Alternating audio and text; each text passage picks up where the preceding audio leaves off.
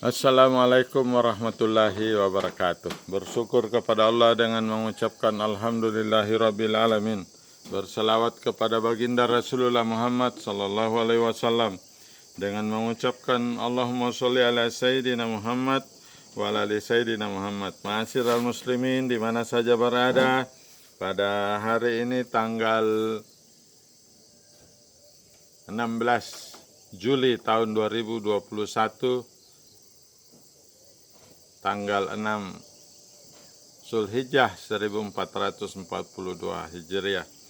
Beberapa hari lagi kita akan melaksanakan Idul Adha, khusus di Pulau Jawa. Itu ada larangan untuk melaksanakan di masjid dan di lapangan. Nah, tentu berarti mereka tidak salat Idul Adha, karena salat Idul Adha ini adalah syiar Islam. Itu adalah suatu musibah. Tetapi pada hari ini saya tidak akan menceritakan Idul Adha, tetapi saya menceritakan mengenai tiupan sangkakala kedua.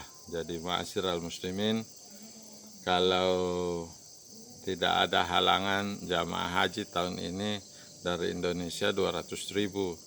Tapi karena ada COVID-19, maka tak ada jamaah haji dari Indonesia. Pemerintah Arab Saudi menutup pintunya untuk penyelenggaraan haji dari luar Arab Saudi.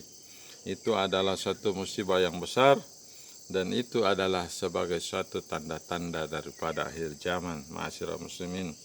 Oleh sebab itu, pada kesempatan yang baik ini, saya akan membagikan tazkirah tentang tiupan sangkakala kedua. Jadi, malaikat Israfil telah dihidupkan kembali dan diperintahkan untuk meniup sangkakala sebanyak 2 kali.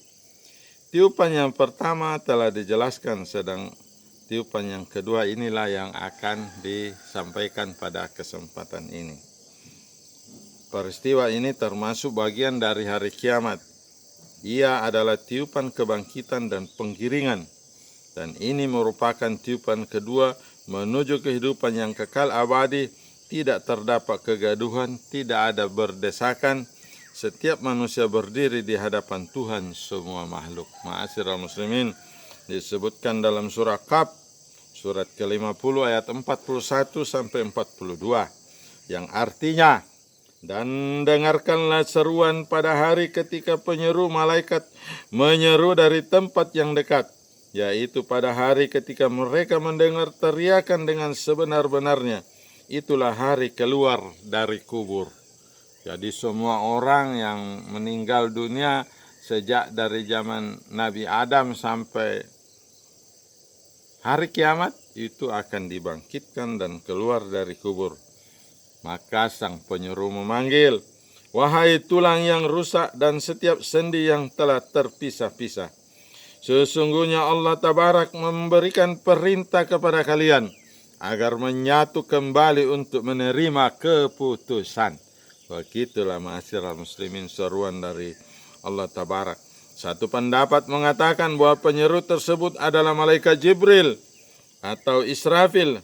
Mereka menyeru, "Wahai tulang yang rusak dan sendi yang telah berserakan, sesungguhnya Allah Tabarak memberikan perintah kepada kalian agar menyatu untuk menerima keputusan." Allah tidak meninggalkan satu pun jenis makhluk pun yang diciptakan di bumi, kecuali mengumpulkannya, termasuk binatang buas yang hidup di daratan, hutan, sungai, dan laut. Binatang-binatang ini dikumpulkan bukan untuk mengambil keputusan, melainkan untuk memperlihatkan kesempurnaan keadilan Allah Tabarak. Hari kebangkitan ini disebutkan di dalam At-Takwir, surah ke-81 ayat 7. Dan apabila ruh-ruh dipertemukan dengan tubuh, kemudian setiap tubuh pun bangkit sebagaimana keadaannya ketika di dunia. Sebagian ada yang keluar dari perut binatang buas, dan sebagian lain keluar dari perut burung. Seandainya tidak membuat Safiah sedih atau akan dijadikan kebiasaan yang diikuti oleh orang setelahku. Niscaya aku tidak akan menguburkannya jasad Hamzah paman Rasulullah, dan aku akan membiarkannya jasad Hamzah yang mati sebagai syahid, sehingga dia akan berada di perut binatang buas dan perut burung. Rasulullah mengisyaratkan tentang kematian Hamzah dan penguburannya di dalam kutub As-Sirah. Sebagian lain yang keluar dari perut binatang laut dan dari perut bumi, maka bumi pun merekah dan mengeluarkan apa yang ada di dalamnya seperti orang hamil yang melahirkan. Allah Tabarak mengumpulkan sel-sel tubuh sebagaimana sebelumnya, maka tidak akan terheran-heran kecuali orang yang bodoh, dan tidak akan mengingkarinya kecuali orang kafir. Ma'asyiral muslimin, dan dia membuat perumpamaan bagi kami, dan dia lupa pada kejadiannya. Ia berkata, siapakah yang dapat menghidupkan tulang belulang yang telah hancur luluh? Katakanlah, ia akan dihidupkan Tuhan yang menciptakan pertama kali, dan dia maha mengetahui tentang segala makhluk. Surah Yasin, surah ke-36, ayat 78 sampai 79. Sedangkan orang yang beriman berkata, inilah yang dijanjikan Tuhan yang maha pemurah, dan benarlah rasul-rasulnya. Surah Yasin, surat ke-36, ayat 52. Ma'asyiral muslimin, kondisi manusia saat dibangkitkan, semua orang pada saat itu disebutkan di dalam surah Al-Qamar ayat 7. Sambil menundukkan pandangan-pandangan, mereka keluar dari kubur seakan-akan mereka belalang yang berterbangan. Jadi begitu puitis Allah menggambarkan orang-orang yang dikumpulkan ketika itu yang terkena daripada bunyi sangkakala yang kedua. Dari Ibnu Abbas, Rasulullah bersabda, orang-orang akan dikumpulkan dengan telanjang kaki, tubuh dan kulit sakar yang dihitan kembali seperti semula. Kemudian beliau membaca ayat yang berbunyi, sebagaimana kami telah memulai penciptaan pertama, begitulah kami akan mengulanginya.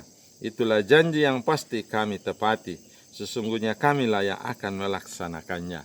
Surah Al-Anbiya, surah ke-21 ayat 104. Dalam riwayat hadis disebutkan, Aisyah mendengar Rasulullah bersabda, mereka akan dikumpulkan dengan bertelanjang kaki, tubuh dan kulit sakar yang dihitan kembali seperti semula.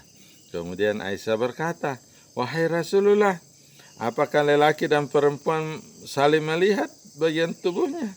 Rasulullah menjawab, urusan mereka pada saat itu lebih besar daripada sekedar memperhatikan semacam itu. Jadi ma'asyiral muslimin, tidak sempat nih orang mengintip-ngintip karena saking takutnya. Diriwayatkan oleh Bukhari, Tirmizi, Hakim, dan Nasai.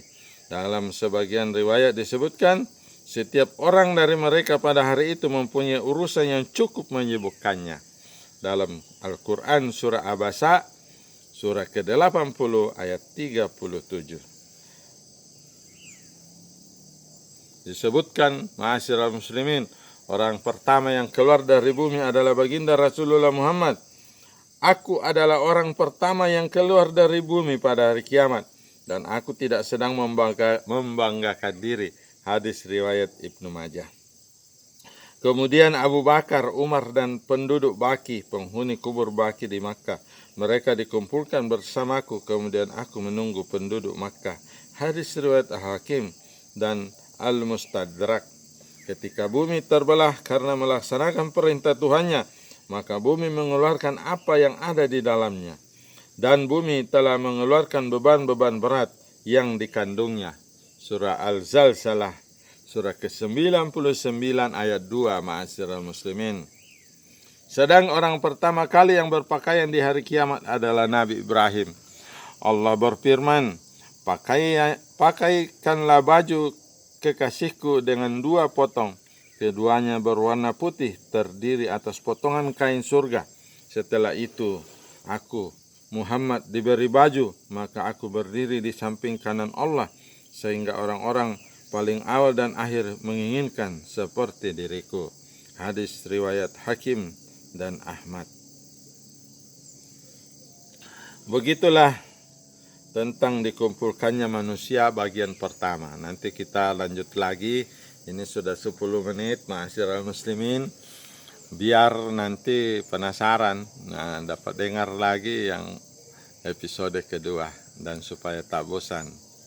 Jangan lupa like and share, subscribe channel Samyun Ahmad yang mengabarkan tentang kehidupan abadi di dalam surga beserta pernak-perniknya. Orang berada di dalam surga itu abada, selama-lamanya. Maka cintailah surga, jangan mencintai dunia. Dunia hanyalah sementara. Orang akan masuk ke dalam kubur dan meninggalkan semua yang dicintainya, kecuali amal perbuatannya yang telah dicatat oleh Allah, dinaikkan setiap hari Kamis sore ke Lauh Mahfuz sebagai satu catatan yang tidak dapat diingkari. Wabillahi taufiq wal hidayah. Assalamualaikum warahmatullahi wabarakatuh.